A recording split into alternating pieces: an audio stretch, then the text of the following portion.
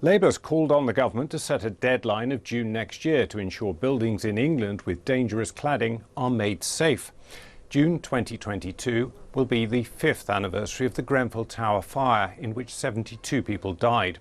As MPs debated the Queen's speech setting out the government's plans, the Housing Secretary defended his approach and hailed proposed changes to planning in England. The government's announced plans for new safety rules for high-rise blocks in the Building Safety Bill. But Labour argued it would fail to protect leaseholders. After 11 years of a Conservative government, that's become a pipe dream. Their market-driven ethos just won't create the homes we need.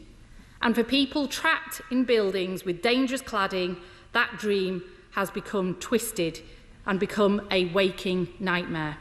The Housing Secretary focused on the government's determination to increase the supply of housing in England at pace.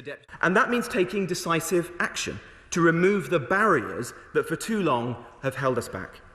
My department has a unique opportunity to achieve transformational change that will improve the lives of millions of people. We will be working on the most substantive reform of leasehold and property rights, and of building safety, of renters' rights, and of planning in a generation.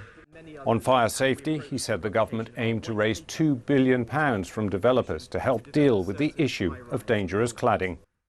As members are aware, leaseholders in high-rise, high-risk buildings over 18 metres will pay nothing, with their costs either being paid by the developers, the insurers, the warranty providers, or by the taxpayer through our £5 billion government fund, the largest ever government investment in building safety, and 5 times the size of the building safety fund that the party opposite set out in their manifesto.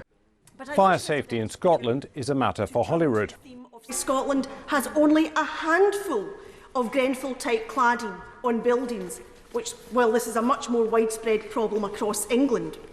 We in Scotland can look forward to a single building assessment programme soon to be launched, carrying out safety assessments on all properties with external cladding, so that the scale of the funding needed can be identified for the necessary remedial work. There will be no first-come, first-served approach when it comes to building safety in Scotland. And there was further cross-party criticism of the Building Safety Bill. When the Building Safety Bill comes before us, ministers will find amendments to provide that protection to leaseholders. We're not giving up, and there's a growing number of members of this House, including on the government benches, who are determined to do right by our constituents because they've run out of patience and they're running out of time.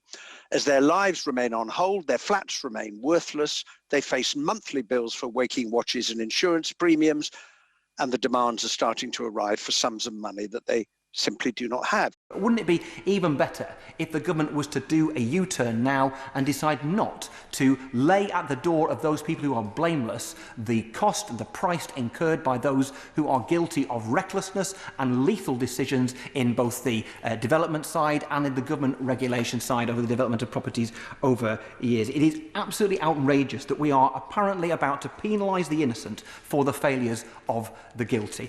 Before this legislation, leaseholders were facing unpayable, ruinous costs in the tens of thousands of pounds each, literally trapped in fire-trapped buildings, unmortgageable, unsellable, with no way out. And after this bill is enacted, with its regulator and its new Homes Ombudsman and its new framework to provide national oversight of construction products, they'll still be in exactly the same position. But a senior Tory pointed to the £5 billion of taxpayers' money going into the removal of dangerous cladding. And I would caution my colleagues who think that they will be able to get substantially more money coming from the Treasury. What we have to do is to ensure that we get the end of forfeiture, which is why I welcome the leasehold reform. We need to ensure that the cost falls in the appropriate place, not on leaseholders, and that we don't absolve developers and builders of their responsibility to put right the mistakes that they created. The reality is that we need to protect leaseholders from the unscrupulous behaviours of developers.